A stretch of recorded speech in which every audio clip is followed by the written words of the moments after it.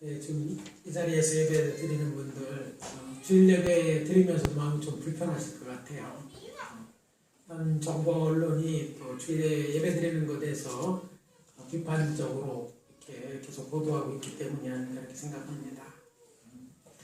그것만 있나요? 또 그 말에 대해서 생각해 보면 우리 중에 혹시 이렇게 확진한 자는 아니지만 뭔가 감염될 수 있는 모른다는 생각, 그런 우려도 있는 것이 사실입니다. 교회만 그런 게 아니라 요즘은요, 식당도 그렇고 차를 타는 것도 그렇고 다 불안해요. 내 가족은 그럼 믿을 수 있습니까? 그렇지도 않아요, 사실은. 그래서 지금 이제 보이지 않게 여러 가지 사람들이 우려하는 일들이 일어나고 있고 또 그런 가운데 생활하고 있는 것도 현실입니다. 그래서 교회의 집단 감염에 대해서 우려하는 목소리 충분히 생각해 볼 수 있습니다. 정부는 하는 일, 당연한 일이라고 생각하지만 우리 교회가 그렇다고 아무것도 안 하고 신천지 집단하고는 다르지 않아요. 우리가 나름대로 여러 예배를 드리고 그리고 주일에 한 번 예배하는 곳이고 또 대형 집단 감염 얘기하는 대한민국 대형 교회는요 전체에서 2%도 안 돼요. 조금 몇백 명, 대부분 100명 이하이고 98%나 됩니다. 근데 마치 교회라는 것이 정부하고 반하는 것처럼 얘기하는 언론이나 국가의 대처 상황이 참 한심하기도 한데 우리가 또 염려 안 할 수 없는 일이기도 합니다. 흥미로운 것은 그렇게 교회가 걱정되면 다른 것도 다 문 닫아야 되잖아요. 군대 해산시키지도 않았잖아요. 그렇다고 해서 병원, 군대 병원 그렇다 쳐요. 관공서가 더 하루 종일 같이 있어요. 요즘은 아침부터 밤늦게까지. 그리고 학원, 공장, 영화관, 은행, 식당, 버스, 기사, 택시, 교회 예배드리는 형편을 보면 이것보다 우리가 훨씬 더 위험해요. 한 소리도 못하면서 교회에 대해서 자꾸 핑계를 대고 자기 할 일 하지 않는 거 지금 현 정부에 대해서는 상당히 굉장히 불만이에요. 전국의 5만 교회 중에 여러분 여태까지 TV에 나온 교회가 10교회가 안 되는 거 아세요? 신천지 집단이 와서 이렇게 오염시키는 것도 그것도 큰 게 대부분이고 장례 안 갈 수 있어요. 갔는데 감염된 것이 무슨 교회에서 무슨 집단 원인하는 것처럼 현 정부의 이런 이런 태도는요 이거는 문제예요. 물론 현 사태가 신천지 집단의 큰 문제로 인해서 확산된 건 사실이지만 현 정부 대책은 잘했습니까? 세월의 사건 해가지고 대통령의 정권의 책임을 물어가지고 정권 잡은 현재 집단이 지금 위정자들인데 그들이 논리대로 하면 문 대통령 당장 내려와야 돼요. 자기네 논리로만 따지면 그런데 되지도 않는 거 가지고 그것까지 다 어떻게 책임을 물을 수가 있어요. 그러면서도 마치 지금은 교회로 자기네 잘못한 걸 밀어버리는 이런 데에 대해서는 상당히 이게 문제가 있는 거예요. 교회 지난주간 전화 2번 받고 한 명과 한 팀이 왔더라고요. 교회 전화 왔을 때 우리가 다른 예배 다 취소하고 주일에 올 사람만 온다고 얘기했으면 해야지. 책까지 와서 그렇지 않으면 문을 닫아. 어느 나라 전쟁이 일어났을 때 문 닫은 적 있습니까? 물론 신앙의 자유에 따른 교회가 결정해야 될 문제이지 그 정부가 나서서 할 얘기고 또 아니고 정말 하려면 전 국민을 다 다니지 못하게 먹고 살지 못하게 만들어야죠. 하지 못하면서 하는 것에 대해서 여러분 이렇게 길티 필링이라는데 죄 짓고 있다고 생각하지 마세요. 우리는 우리 신앙이 최선을 다해서 우리가 예배하잖아요. 진짜 우리가 마스크 쓰고 예배 드린 적도 없어요. 그리고 마스크 쓰라고 하고 다른 날 밥도 안 주고 이렇게 보내고 하고 있는데 우리가 교회가 마치 이 확산의 주범인 것처럼 그리고 신천지가 무슨 교회예요. 근데 신천지 교회 교회 부목사가 장례식장 갔다 와서 3명 감염됐다고 쳐요. 근데 왜 모든 문제에 제일 그때 헤드라인에 교회가 먼저나요. 교회가 이런 정부가 하는 일에 대해서 우리가 협조를 해야 되지만 도를 지나친 일에 미혹돼가지고 흔들리지 마시기 바랍니다. 물론 여러분 중에 감기균 있고 우려가 되면 나오지 마세요. 안 나오시는 게 좋아요. 또. 그런데 신앙은 그것 말고 더 다른 게 있잖아요.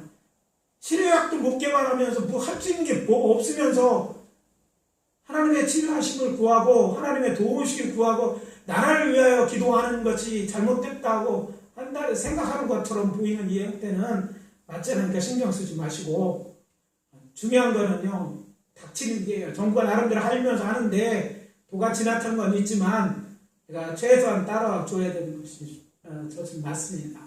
따라주시고, 도가 지나쳐서 아닌 것에 대해 가지고는 여러분들이 그것 가지고 이렇게 신경 쓰지 마시고 우리가 최대한 조심하면서, 교회도 또 그렇다고 확진자 생기면 뭐 모인 거에 대해서 또 이런 사회적 분야에서 책임을 져야겠죠.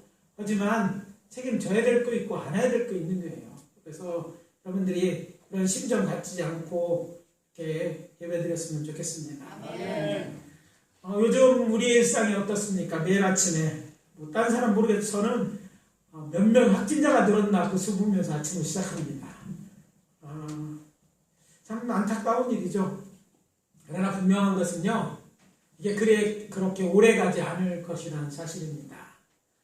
나름대로 정부가 잘하는 일도 있고 일선에서 또 의사들 정말 생명을 구하는데 정말 우리가 그들에게 감사해야 되고 잘하고 있습니다. 물론 다 완벽할 수는 없어요. 하지만 아직까지 치료제가 없는 것도 사실이거든요. 그래서 우리가 그러잖아요. 2차 세대는 전쟁으로 죽은 인구보다 두려워서 죽은 인구가 더 많다고. 이것은 극복될 수 있습니다. 하나님이 치료하시고 또 반드시 그 날은 머지않아 올 것입니다.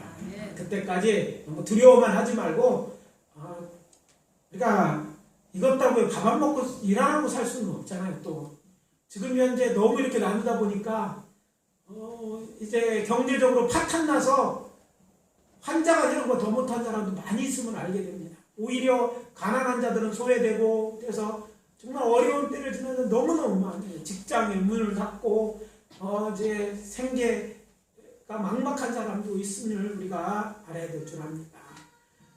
그래서 너무 두려워하지 말고 최선 위생을 하면서 하루의 삶을 지혜롭게 영위해 주시기를 바랍니다. 오늘 아침 다른 일로 이렇게 얘기를 했는데 이해해 주시고 제가 좀 화가 나서 그랬어요.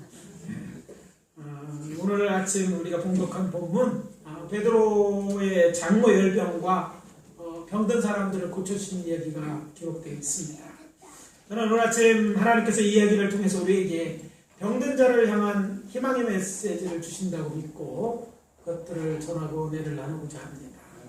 먼저 예수님께서는 위대한 의사입니다. 따라해봅시다. 예수님은 위대한 의사이시다. 오늘 본문 마태복음 8장은요, 특별히 육체적으로 정식적으로 질병에 걸린 사람들을 치료하는 데 대한 기록입니다. 예수님께서 보면요, 나병 환자고 한색병 환자를 고쳐주셨습니다. 그리고 중풍 걸린 사람, 그것도 이스라엘 사람도 아니에요. 당시에 로마의 지배 아래 있었고 로마 백부장의 하인, 근데 그를 고쳐주셨습니다. 그리고 오늘 본문이 나오는데 본문에도 보면 베드로의 장인이 열병에 걸려있는 것을 보시고 예수님이 그를 고쳐주셨어요. 소문이 빨리 나간다고 바로 없는 말에 천리가 돼. 그 저녁에 가서 고쳐주셨는데 금방 가보라면 소문이 나는 거예요. 그래서 사람들이 쫓아오되 귀신 들린 사람들을 데려오고 또 병든 사람들이 와서 예수님 계신 곳을 둘러쌌을 때 예수님은 그들을 다 고쳐주셨습니다. 몇 명만 고쳐주시냐? 각색 병든 자들 다 고쳐주셨어요. 인류 역사상 오래된 질병 중에 하나는 바로 한센병입니다. 중풍병도 그렇고요. 의학이 고도로 발달됐다는 요즘에도 완치가 쉽지 않은 병들입니다. 여러분, 귀신자들의 치유, 현대의학은 치료가 불가능합니다. 그냥 재우고 저거 하는데 귀신을 약물로 쫓겨나는 것이 아니고 핵폭탄다 귀신이 죽습니까? 귀신 들리는 건 분명한데 아직도 고칠 수가 없는 병이죠. 영적인 병이기 때문에.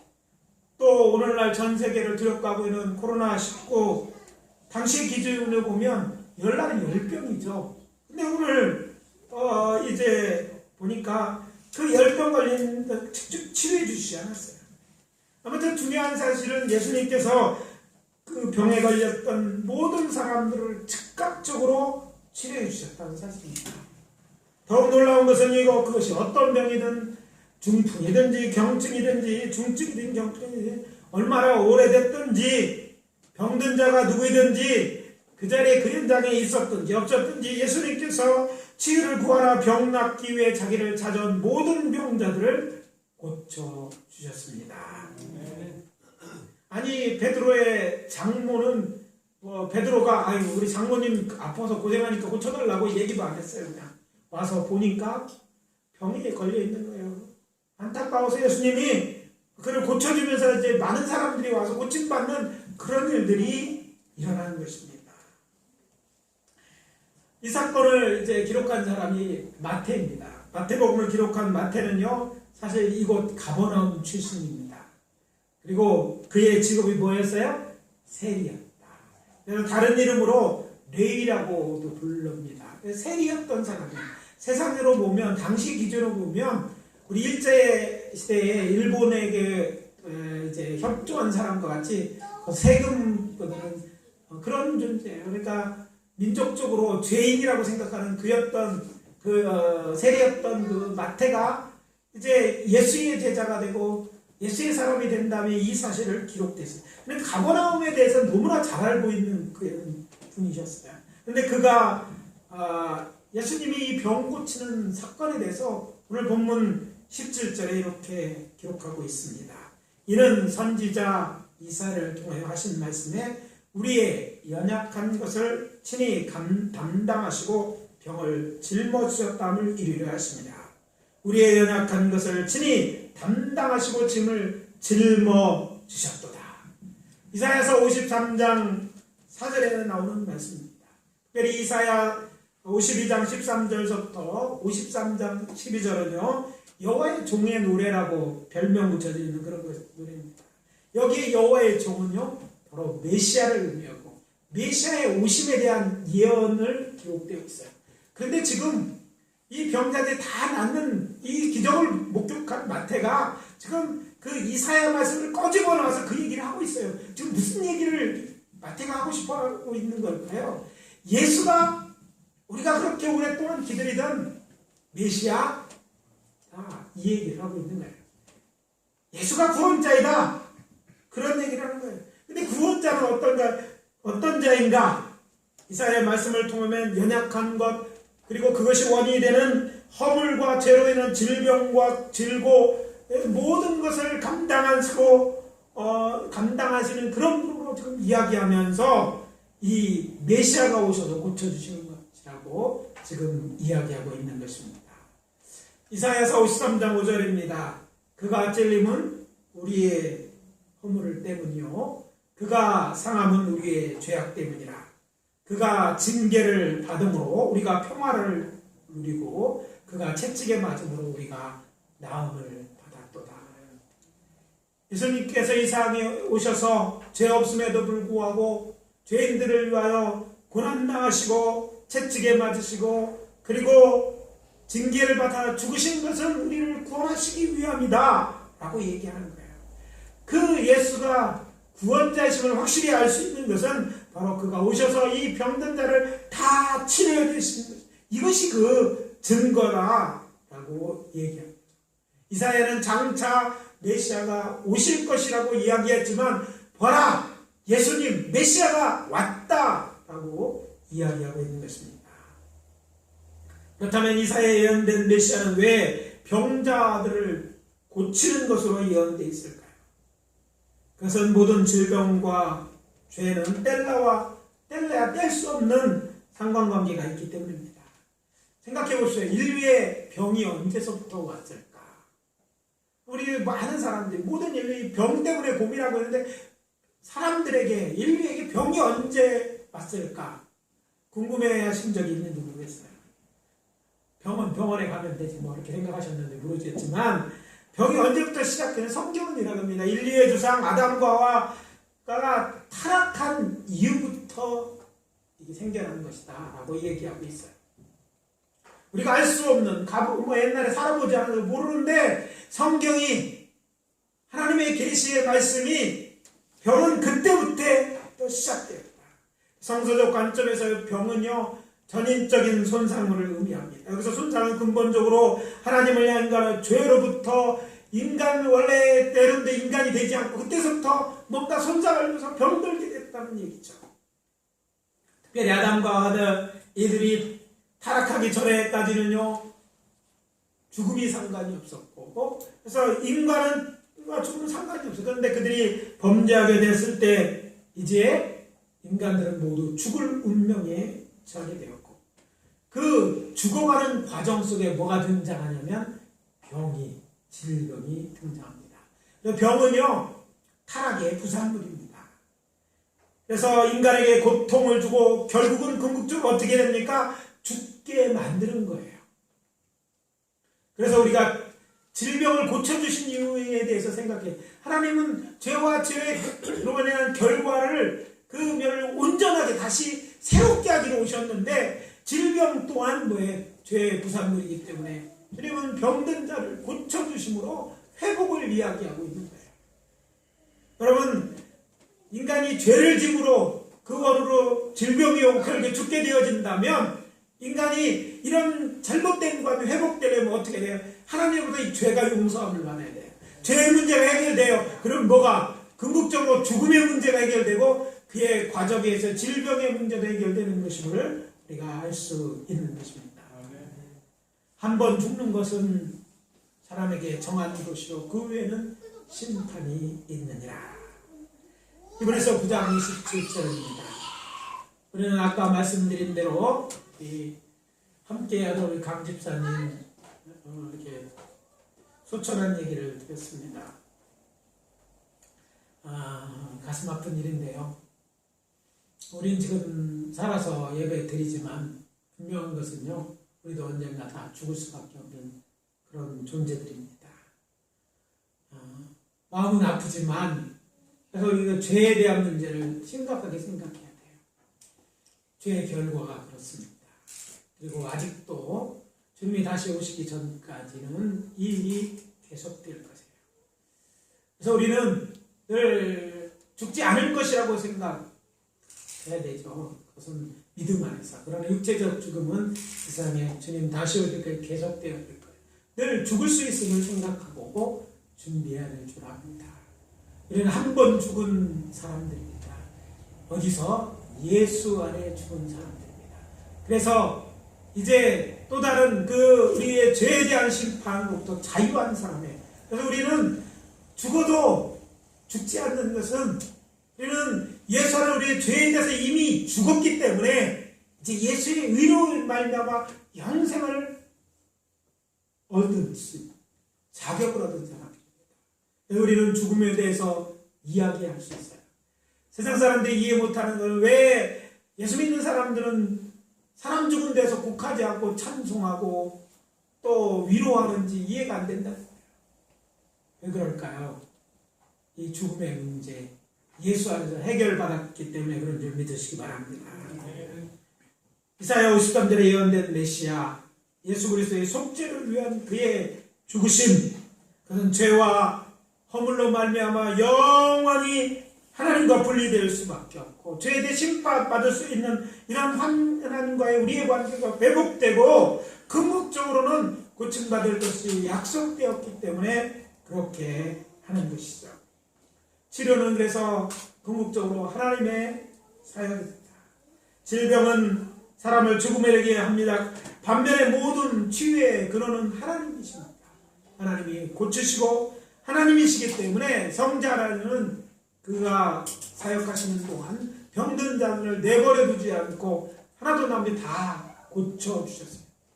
병의 뿌리까지 병의 근원까지 해결하러 오셨고 그럴 수 있는 능력이 있는 성자 하나님 당신이 십자가에서 그 죄의 문제를 해결할 것을 아셨기 때문에 그 일을 위하여 오셨기 때문에 그렇게 하신 줄 믿습니다. 그래서 예수 그리스도의 대속의 죽음으로 말미암아 우리의 죽은 영은 이제 살아났습니다. 그리고 우리의 죄의 결과에 대해 우리는 더 이상 우리는요 그 죄값을 치르지 않아도 됩니다. 왜? 우리 대신 예수님이 그 값을 치르셨기 때문에 우리는 그 죄의 결과로부터 자유함을 얻은 줄 믿습니다. 신앙의 위대함이 무엇입니까? 아니 세상 악한 사람들이 왜 교회를 싫어하고 핍박하려 합니까? 교회는요 세상생활을 감당이 안 되는 사람들이에요. 왜? 죽음을 두려워하지 않습니까? 죽음이 왜 두렵지 않습니까? 한 번 죽는 것이 죽음 이후에 언젠가 죽는 것인데 죽음 후에 영생을 보자고 그렇게 담대하고 악은 악이라 말하고 우리가 죽을 수 있는 그런 위기 가운데 나아가서 정말 그리스도의 사랑을 실천하는 이유는 바로 거기에 우리에게 영생이 있음을 믿기 때문입니다. 예수님의 병자들이 다 고침을 받았다는 사실, 바로 그 사실 보면서 마태는 예수님이 이런 모든 문제 해결의 구원자고 메시아임을 라고 깨닫고 그것이 사인이었음을 오늘 이야기하고 있다는 사실을 기억하시고 위로받으시기를 예수 그리스도의 이름으로 축원합니다. 예수님이 우리의 죄의 문제를 해결하셨습니다. 우리는 이 세상에 살다가 언제가 병들기도 하고 죽기도 할 것이지만 그것이 끝이 아니라 우리는 죄에 대해서 이미 사함을 받은 존재고 예수 안에서 죄값을 치른 존재이기 때문에 살게 될 줄 믿습니다. 아니 이미 우리의 영은 살아있는 존재들이에요. 우리의 영은 살아있어요. 그래서 여러분 예배 안 드리고 하면 마음에 그렇지 않은 것은 우리의 영이 하나님과 속에서 생명을 얻고 풍성함을 누리기 때문에 그런 거예요. 여러분 우리의 구원자 예수님이 오셨다는 이 사실에 대해서 감사해야 될 줄 압니다.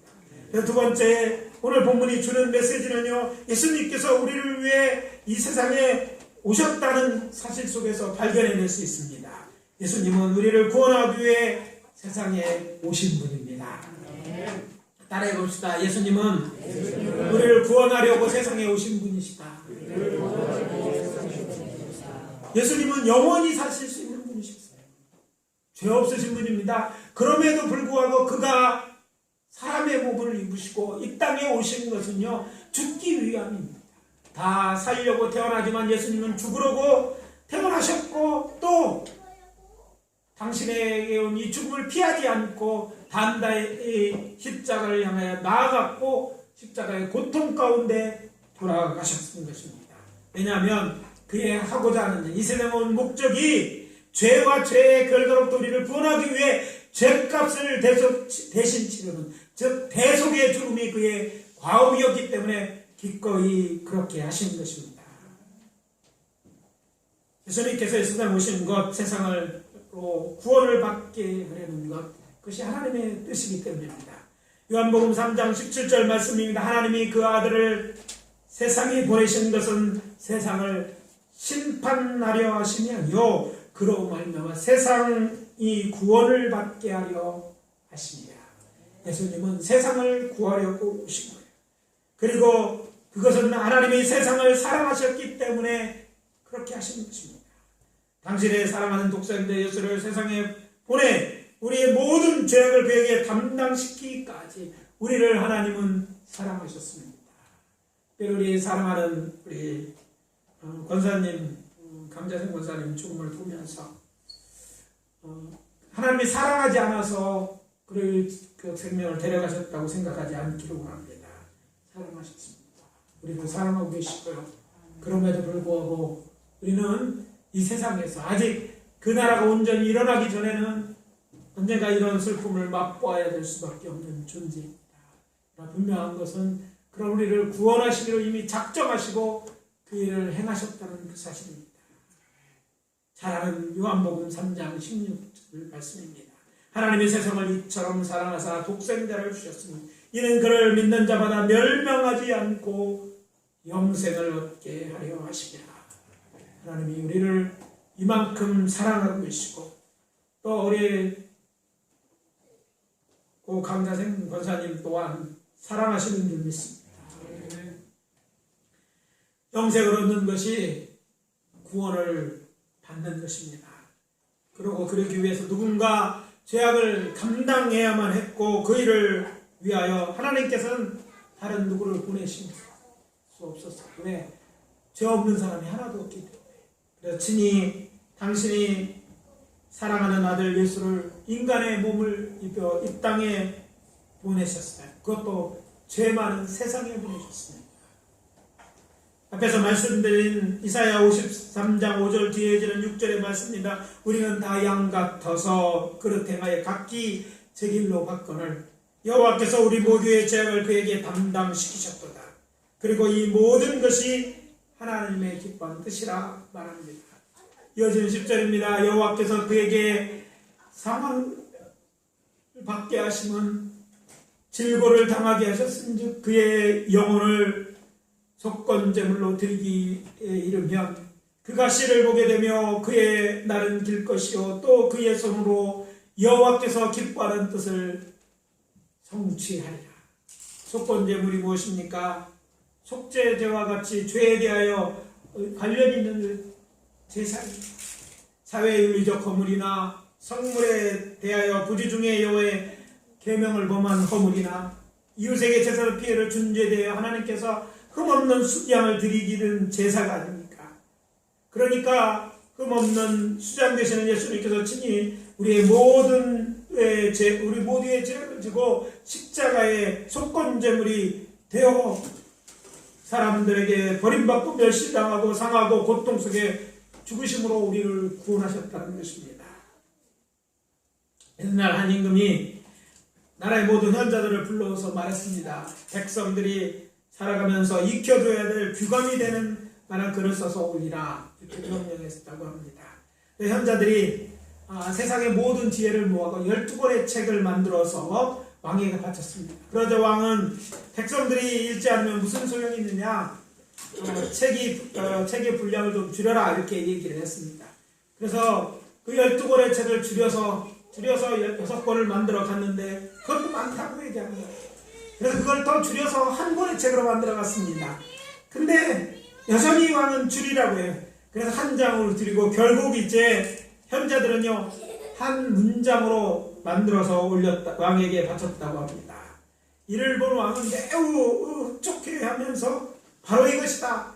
이것이야말로 여러 시대 지혜의 결정체다. 이 문구를 실천한다면 모든 문제가 다 해결될 것이라고 말했다고 합니다. 뭐라고 썼을까요? 여러분이 가끔가다 아니면 자주 쓰는 얘기는 세상에는 공짜는 없다. 공짜는 없다. 그런 얘기였다고 해요. 모든 결정은 대가를 따르는 것이죠. 그런데 놀랍게도요, 공짜가 없는 게 아니라 공짜가 있어요. 영원 구원이 공짜입니다. 복음을 전할 때 참 사람들이 우습게 뭔가 하라고 하는데 믿기만 하면 구원을 하는데 믿기만 하면 공짜로 구원이 주어진다는 사실에 안 믿겨져요. 왜? 세상에는 공짜가 없는데 왜 믿으면 구원을 이게 믿어지지 않는다고 얘기해요. 근데 사실이요, 구원이 우리에게는 공짜이죠. 믿기만 하면 되니까. 그렇지만 그 구원이 우리의 공로로 우리의 어떤 대가를 지불해서 얻는 것은 아니기 때문에 공짜이지만 구원이 공짜인 것은 누군가 우리 대신 그 대가를 치렀기 때문입니다. 그것도 보통 사람이 아니라 하나님, 즉 성자 하나님께서 대신 그 대가를 치른 거예요. 로마서 6장 23절입니다. 죄의 싹은 사망이요 하나님의 은사는 그리스도 예수 우리 주 안에 있는 영생이니라. 선악을 알게 하는 나무 열매 먹지 말라. 그러나 내가 먹는 날에는 반드시 죽으리라. 이렇게 말씀하지 않았어요. 그래서 죄의 싹은 죽은 곳 사망이라는 진리는요, 태초로부터 지금까지 한 번도 변한 적이 없습니다. 그런데 왜 은혜입니까? 우리의 죄값을 지고 흠없이고 죄 없인 예수 그리스도께서 대신 이 죄값을 지불하신 것입니다. 죄 없으신 예수 그리스도께서 우리의 모든 죄를 친히 담당하시고 당신의 의로 우리에게 주신 바 되어 우리는 구원을 얻게 된 것입니다. 그러므로 예수 안에 있는 우리가 영생을 얻게 된 것입니다. 이 하나님의 크신 은혜와 사랑을 깨닫는 저와 여러분 되어주시기를 예수 그리스도의 이름으로 축원합니다. 마지막으로 예수님은 지금도 각색 병든 자들을 고치고 계십니다. 여기서 확인하고 넘어가야 될 사실은 아담과 하와에게 타락이 즉각적으로 영의 죽음은 왔지만 그러나 육신은 서서히 죽음에 이른 것처럼 대속의 죽음으로 즉각적으로 우리의 영은 살아나지만 육신은 장차 주님이 재림하실 때까지, 그러니까 부활하거나 휴거의 사건이 일어날 때까지 우리는 지금처럼 죽을 수밖에 없어요. 그러나 그때가 되면 우리는 온전한 몸을 입게 될 것입니다. 이미 하나님의 나라는 시작되었지만 아직 완전한 하나님의 나라가 이루어지지 않았기 때문입니다. 그렇기 때문에 지금은 온전한 치유를 경험할 수 없습니다. 그렇다고 치유 역사가 지금은 안 일어난다는 그런 얘기가 아니에요. 그럼에도 불구하고 희망적인 소식은 예수님께서 그의 공생의 기간 동안 많은 병자들을 고쳐주심으로 자신이 구원자이고 치료자이심을 증거하셨던 것처럼 지금도 당신의 몸된 교회를 통해 병자를 고치고 계십니다. 그리고 말합니다. 예수 믿어야 구원을 옵니다. 예수 믿으면 완전하게 부활의 몸을 입을 것이다. 그것을 증거하고 그것을 믿어지게 하기 위하여, 아니 그 나라가 이와 같은 것인지 증거하기 위해 지금도 병자들을 고치고 계신다는 거예요. 예수님께서는 머지않아 십자가에서 우리의 죄를 담당하시고 죽으시고 이 땅에서 인류 구원의 대속의 사역을 준비하셨어요. 그때 이 말씀 하실 때 앞으로 그런 일이 있는데 그것을 준비하신 게 뭡니까? 자신을 따르던 자들로 하여금 천국복, 이 복음을 전파하게 하심과 동시에 모든 병과 모든 약한 것을 고치라고 제자들을 삼으시고 보내셨어요. 마태복음 10장 1절인 말씀입니다. 예수께서 그의 12제자를 부르사 더러운 귀신을 쫓아내며 모든 병과 모든 약한 것을 고치는 권능을 주시니라. 저들을 부르사 무슨 일을 하셨다고요? 더러운 귀신을 쫓아내며 모든 병과 모든 약한 걸 고치는 권능을 주셨다고 얘기합니다. 그리고 그 일을 위하여 저들을 두씩 짝을 지어서 유대교로 보내셨어요. 이에 제자들이 나와 주의 명령들을 순종할 때 그 결과를 보고한 내용이 마가복음 6장 12절 13절에 있습니다. 제자들이 나가서 회개하라 전파하고 많은 귀신을 쫓아내며 많은 병자에게 기름을 발라 고치더라. 할렐루야. 예수님이 하는 일들을 저들이 나가서 행했을 때 예수님이 이런 기적이 저들에게도 일어났던 거예요. 부활하신 예수님은 11제들 음식먼 자리에 나타나셔서 너희는 온천하라며 만민에게 복음을 전파하라 말씀하신 후에 믿는 자들에게 이런 표적이 따를 것이라 하시면서 그들이 내 이름으로 귀신을 쫓아내며 새 방언을 말하며 병든 사람에게 손을 얹으니 나으니라 말씀하셨어요. 마가복음 16장 17, 18절의 말씀입니다. 예수님께서 교회에게 치유의 약속을 하신 것이고 오늘 우리 교회가 지금도 우리 치유를 구해야 될 줄 압니다. 물론 아직 하나님의 나라가 이루어지지 않은 것이 아니기 때문에 때로 우리의 기도가 우리가 치유를 빌었어도 나타나지 않을 수 있어요. 아니 어쩌면 기적이 때문에 잘 나타나지 않아서 기도하고 포기한 사람도 있을 줄 알아요. 그러나 분명은 지금도 고치시고 계신다는 사실이에요. 하나님의 뜻을 우리가 다 할 수는 없지만 각자에게 다른 하나님의 뜻이 있죠. 중요한 것은 그래서 교회의 치유의 기적이 멈춘 적이 없다는 사실입니다. 지금도 그 일을 하고 계시고 이제도 하고 계실 줄 압니다. 교회는 계속해서 치유를 위해 고치고 안내시고 뭐가 선한 일은 하나님이 아시는 일이고 우리는 그 일을 통해서 병자들을 고치라고 하신 명령에 순종해야 될 줄 믿습니다. 예수님이 부활 승천하신 오순절날 하나님께 약속 성령으로 세례를 받은 제자들이요 담대하게 어떻게 해서 복음을 전파하며 뿐 아니라 예수 그리스도의 이름으로 병자들을 고쳤습니다. 그 중에 사도행전 3장 유명한 베로와 요한이 나면서부터 걷지 못하는 그래서 성전 문에서 거활한 사람을 고친 이야기가 있지 않아요.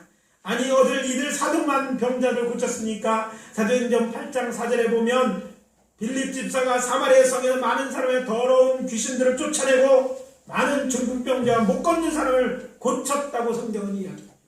집사님이 나가셔서 일을 했어요. 사도 바울은 얼마나 많은 병자들을 고쳤습니까? 믿는 자라는 조건밖에 없어요. 그래서 말씀드립니다. 이 자리에 계신 분들은 예수 이름을 믿지 않습니까? 예수가 나의 주 나의 하나님을 믿고 하나님의 약속을 믿지 않습니까? 여러분 기도하십시오. 우리 주변에 병든 자를 꼭 우리 가운데 코로나19에 걸린 사람도 있을 때 그들을 위해서도 우리가 기도해야 될 아니 한국교회에 이런 병든 자들을 위해서 이 나라의 병든 자들을 위해 한국교회가 기도해야 되는 거예요. 저들은 믿지 않으니까 모르지만 우리는 하나님의 약속이 지금도 유효하다고 믿지 않습니까? 교회는 기도해야 됩니다. 사랑으로 돌보고 교회 병자를 위해 기도하는 걸 초대교회에서 지금까지 해오던 일이고 우리가 그 일을 해야 될 줄 압니다.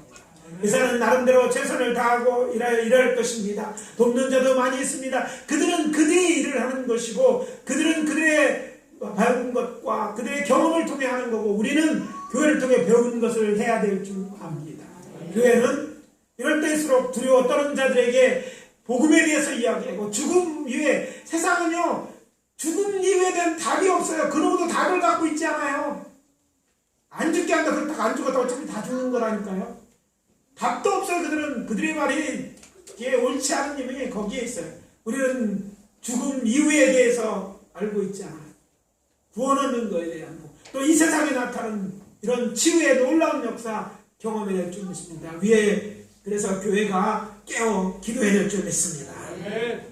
초대 예루살렘 감독으로 예수의 형제였던 야고보는요 교회를 향하여 권명합니다. 너희 중에 병든 자가 있느냐? 그런 교회의 장로들을 정할 것이요 그들은 주의 이름으로 그 이름을 가며 그를 위하여 기도할지니라. 믿음의 기도는 병든 자를 구원하리니 주께서 그를 일으키시리라.